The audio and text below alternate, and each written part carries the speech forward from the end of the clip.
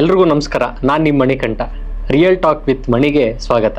ಇವತ್ತು ನಾವು ಮಾತಾಡ್ತಿರುವಂಥ ವಿಷಯ ಬೆಂಗಳೂರಿನ ಅಂಡರ್ ವರ್ಲ್ಡ್ ಕಥೆಯನ್ನು.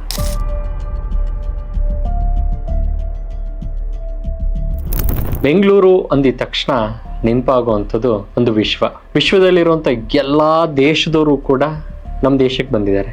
ನಮ್ಮ ದೇಶದಲ್ಲಿರುವಂಥವ್ರು ಎಲ್ಲ ರಾಜ್ಯದವರು ಬೆಂಗಳೂರಿಗೆ ಬಂದಿದ್ದಾರೆ. ಹಾಗಾದ್ರೆ ಈ ಬೆಂಗಳೂರನ್ನ ಇಷ್ಟು ಸುಂದರವಾಗಿ, ಇಷ್ಟು ದೊಡ್ಡ ಕಂಪನಿಗಳನ್ನ, ಇಷ್ಟು ಜನರಿಗೆ ಅನ್ನ ಹಾಕ್ತಿರುವಂಥ ಬೆಂಗಳೂರನ್ನ ಕಟ್ಟದಂಥ ನಾಡಪ್ರಭು ಕೆಂಪೇಗೌಡರ ಬಗ್ಗೆ ತಿಳ್ಕೊಳ್ಳೇಬೇಕಲ್ವಾ?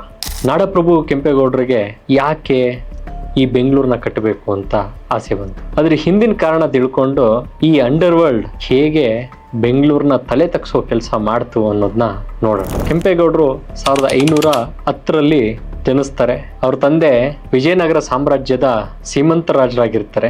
ಚಿಕ್ಕ ವಯಸ್ಸಲ್ಲಿ ನಿಮ್ಮ ತಂದೆ ನಮ್ಮ ತಂದೆ ಕರ್ಕೊಂಡು ಹೋಗ್ತಿದ್ರಲ್ಲ ಯಾವ್ದಾರ ಹಬ್ಬಕ್ಕೆ, ಜಾತ್ರೆಗೆಲ್ಲ ಹೋಗಿ, ಅದೇ ರೀತಿ ವಿಜಯನಗರದಲ್ಲಿ ನಡೀತಿದ್ದಂಥ ದಸರಾ ಉತ್ಸವಕ್ಕೆ ಕೆಂಪೇಗೌಡರನ್ನ ಕರ್ಕೊಂಡು ಹೋಗ್ತಾರೆ. ಕೆಂಪೇಗೌಡರು ಕಣ್ಣು ಬಿಟ್ಟಾಗೆಲ್ಲ ನೋಡ್ತಿದ್ದು ಅವಳ ಮುತ್ತು, ಚಿನ್ನ ಇದೆಲ್ಲೂ ಕೂಡ ರಸ್ತೆಯಲ್ಲಿ ಮಾರ್ತಿರ್ತಾರೆ, ಕಡಲೆಪುರಿ ಥರ.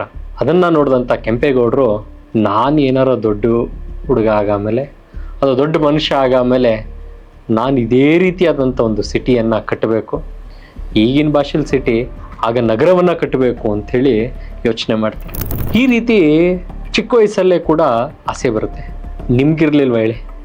ನಿಮಗೂ ಕೂಡ ನಾನು ದೊಡ್ಡವನಾಗಮ್ಲಿ ಹೀಗಾಗಬೇಕು ಹಾಗಾಗಬೇಕು ಅಂತ. ಹಾಗೆ ಕೆಂಪೇಗೌಡರಿಗೂ ಕೂಡ ಅವರ ಆಸೆಯನ್ನು ನೆರವೇರಿಸುವಂಥ ಕೆಲಸ ಕಾಲಕ್ರಮೇಣದಲ್ಲಿ ಬರುತ್ತೆ. ಆಗ ಒಂದ್ಸತಿ ಕೆಂಪೇಗೌಡರು ಯೋಚನೆ ಮಾಡ್ತಾರೆ, ಶಂಕರಾಚಾರ್ಯರು ಹೇಗೆ ಶೃಂಗೇರಿಯಲ್ಲಿ ಒಂದು ಕಪ್ಪೆಗೆ ಹಾವು ಹೇಗೆ ರಕ್ಷಣೆ ನೀಡ್ತಿದ್ದು ನೋಡಿದ್ರು, ಅದೇ ರೀತಿ ಕೆಂಪೇಗೌಡರು ಅವ್ರ ಸ್ನೇಹಿತ ಗಿಡ್ಡೇಗೌಡರ ಜೊತೆ ಬೆಂಗಳೂರನ್ನ ನೋಡಕ್ಕೆ ಬರ್ತಾರೆ. ಅಲ್ಲಿ ಬೇಟೆ ನಾಯಿಯನ್ನು ನೋಡ್ತಾರೆ. ಬೇಟೆ ನಾಯಿ ಹೋಗಿ ಒಂದು ಮೊಲವನ್ನು ಅಟ್ಟಾಡ್ಸ್ಕೊಂಡು ಹೋಗ್ತಿರುತ್ತೆ. ಒಂದ್ಸತಿ ಆ ಮೊಲವು ಕೂಡ ಹಿಂತಿರುಗಿ ಬೇಟೆ ನಾಯಿಯನ್ನು ಓಡಿಸುತ್ತೆ.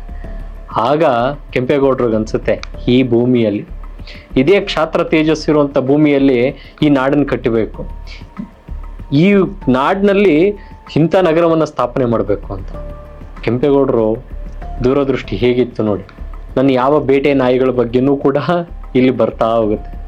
ಕೆಂಪೇಗೌಡರು ಆ ಕ್ಷಾತ್ರ ತೇಜಸ್ಸನ್ನ ನೋಡಿದ್ರಲ್ಲ, ಅದು ಕೂಡ ಮುಂದಿನ ಕಥೆಯಲ್ಲಿ ನಾವು ನೋಡ್ತೀವಿ. ಹಾಗಾದರೆ ಬೆಂಗಳೂರು ಕಟ್ಟುವಂಥದ್ದು ಅಷ್ಟು ಸುಲಭವಾದಂಥ ಮಾತಲ್ಲ. ಒಂದು ನಗರ ಅಂದಿದ ತಕ್ಷಣ ಒಂದಷ್ಟು ಜನ ಬರಬೇಕು, ಅವ್ರಿಗೆ ಬೇಕಾಗಿರುವಂಥ ವ್ಯವಸ್ಥೆ ಮಾಡಬೇಕು. ಒಂದು ಮೂಲ ಸೌಕರ್ಯದ ಪರಿಕಲ್ಪನೆ ಹೇಗಿತ್ತು ಅಂತ ಕೇಳಿದ್ರೆ, ಒಂದು ಸಣ್ಣ ಗುಂಪುಗಳಲ್ಲಿ ಬರ್ತಿದ್ದವ್ರನ್ನ ಅವ್ರಿಗೆ ವಾಸಿಸೋಕ್ಕೆ ಜಾಗ ಮಾಡ್ತಿದ್ರು, ಅವ್ರಿಗೆ ಬೇಕಾದಂಥ ಕೆರೆ ಕಟ್ಟೆಗಳನ್ನ ಕಟ್ಕೊಡ್ತಾ ಇದ್ರು. ಇದು ಕೆಂಪೇಗೌಡರು ಮಾಡಿದ್ದು. ಹಾಗಾದ್ರೆ ಕೆಂಪೇಗೌಡರು ಯಾರ್ಯಾರನ್ನ ಕರ್ಕೊಂಡ್ಬಂದ್ರು? ಎಲ್ಲ ಸಮುದಾಯದವ್ರನ್ನ ಕೆಂಪೇಗೌಡರು ಬೆಂಗಳೂರಿಗೆ ಕರ್ಕೊಂಡ್ಬರ್ತಾರೆ. ಉದ್ದೇಶ ಏನು ಅಂತ ಕೇಳಿದ್ರೆ, ಇವತ್ತು ನಾವು ವಿಶ್ವವಿಖ್ಯಾತ ಅಂತ ಕರಿತೀವಿ ಬೆಂಗಳೂರಿಗೆ, ಅದಕ್ಕಿಂತ ಮುಂಚೆನೆ ವಿಶ್ವವಿಖ್ಯಾತ ಆಗೋದಕ್ಕೆ ಶುರು ಆಗಿತ್ತು. ಎಲ್ರ ಕಣ್ಣು ಕೂಡ ಬೆಂಗಳೂರು ಮೇಲೆ ಇತ್ತು. ಬೆಂಗಳೂರಿಗೆ ಬಂದರೆ ಜೀವನ ಕಟ್ಕೊತೀವಿ, ಬೆಂಗಳೂರಿಗೆ ಬಂದರೆ ನನ್ನ ಹೊಟ್ಟೆಪಾಡನ್ನು ಸರಿ ಮಾಡ್ಕೊಳ್ತೀವಿ, ನಾವು ಶ್ರೀಮಂತರಾಗಬಹುದು ಅನ್ನುವಂಥದ್ದನ್ನ ಕೆಂಪೇಗೌಡರು ಜಗತ್ತಿಗೆ ತೋರ್ಸೋಕೆ ಶುರು ಮಾಡಿದ್ರು. ಅಕ್ಕಿ ಮಾರೋರಿಗೆ ಅಕ್ಕಿ ಪೇಟೆ ಮಾಡಿದ್ರು. ಅದೇ ರೀತಿ ನಗರದ ಪೇಟೆ ಕೇಳಿರ್ಬೋದು, ಕಾಟನ್ ಪೇಟೆ ಕೇಳಿರ್ಬೋದು, ಈ ಪೇಟೆಗಳನ್ನ ಸುಮಾರು ಕೇಳಿರ್ಬೋದು. ತರಕಾರಿ ಮಾರೋರ್ಗೊಂದು ಜಾಗ, ಹೂವು ಮಾರೋರ್ಗೊಂದು ಜಾಗ, ದಿನಸಿ ಮಾರೋರ್ಗೆ ಇನ್ನೊಂದು ಜಾಗ, ಇನ್ಯಾವುದೋ ಒಂದು ಕಲಾಕೃತಿ ಮಾರೋಂಥವ್ರಿಗೆ ಅದಕ್ಕೊಂದು ಜಾಗ, ಕುಂಬಾರ ಪೇಟೆ ಅಂತಲೂ ಕೂಡ ಕೇಳಿರ್ತೀವಿ. ಈ ರೀತಿ ಪೇಟೆಗಳನ್ನ ಮಾಡಿದ್ರು. ಪೇಟೆ ಮಾಡಿದ ಉದ್ದೇಶ ಏನು ಅಂತ ಕೇಳಿದ್ರೆ, ಆರ್ಥಿಕವಾಗಿ ನಗರವನ್ನು ಕಟ್ಟಬೇಕು ಅಂತ. ಈ ರೀತಿ ಕಟ್ಟದಂಥ ಬೆಂಗಳೂರು ಏನಾಯಿತು?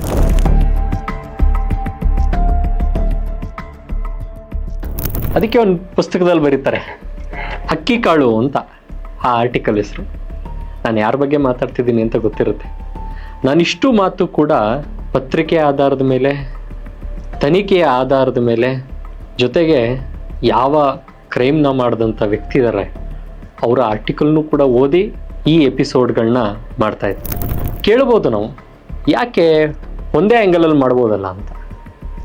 ಯಾವುದೇ ಒಂದು ತನಿಖಾ ಪತ್ರಿಕೋದ್ಯಮದಲ್ಲಿ ಎಲ್ಲ ಆಯಾಮದಲ್ಲೂ ಕೂಡ ನೋಡಬೇಕು ಅನ್ನುವಂಥದ್ದು ಮೂಲಭೂತವಾದಂಥ ಅಂಶ.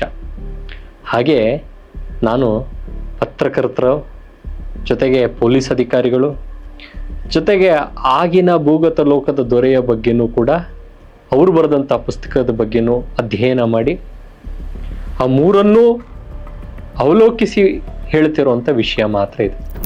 1905 ಆಗಸ್ಟ್ 5 ಅದ್ರ ಹಿಂದಿನ ಕಾಲದಲ್ಲೂ ಕೂಡ ಹೊಂಗೆ ಎಣ್ಣೆ ದೀಪವನ್ನು ಇಟ್ಕೊಂಡು ಜನ ಓಡಾಡ್ತಿದ್ದನ್ನ ನೋಡ್ತೀವಿ.